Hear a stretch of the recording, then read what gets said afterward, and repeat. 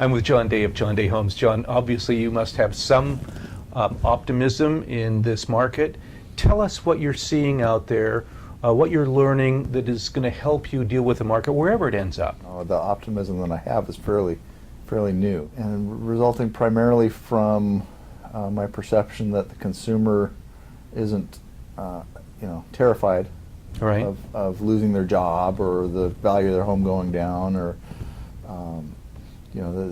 the world's not about to come to an end any longer. What do you see? What do you use as indicators, market indicators, that help you make good decisions for John Day Homes? After 5 years of just awful market conditions, I don't even know.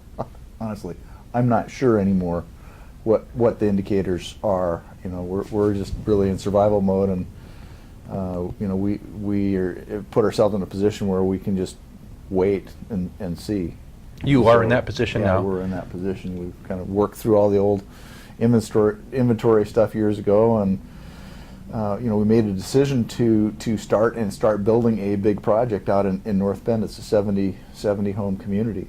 We started in 2010. Right. And we opened our first model in October of 2010 and have sold 9 homes since. But when we started, the prospects that the few prospects that we would see, really, I guess the best prospects were the ones who had all cash and didn't want their money in the stock market, right, or in the markets. They wanted to put it in their real estate. And of the 9 home buyers, we have five of them were in that category. In fact, one. Why is it? What is it that is dragging all the large public home builders here? And is there enough market for them to share and for them to sustain a presence in Puget Sound? I don't know, and no.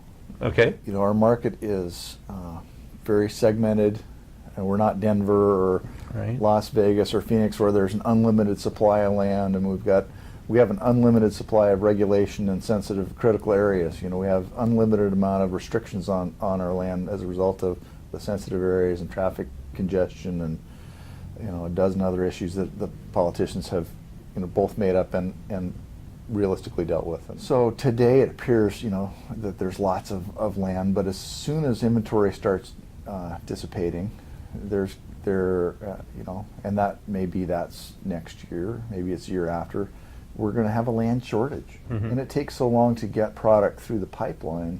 I think you'll see some of the new publics that have entered the market get frustrated and leave in 3 to 5 years. Interesting. Because they simply can't. They have appetites for large volume. In each market they want to have 500, 1,000 right, units. Right. And fast turns. And it's return on capital. It's not just. Yeah. Well, right. Though that's the key to their values is return on investment, Okay. Which means fast turn. Yeah.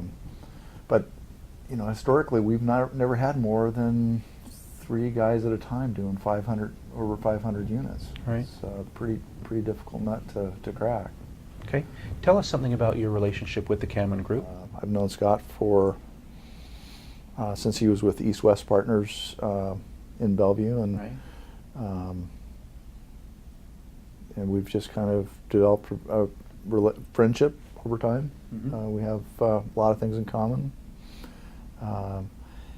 He was one of the founding members of the Master Builder Care Foundation with myself. Through that, became pretty good friends. And great.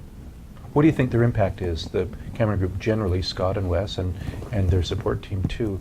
What's their impact on the business? They're really good at developing a trust relationship. Mm-hmm. So he has my trust, and he's able to garner that respect of others.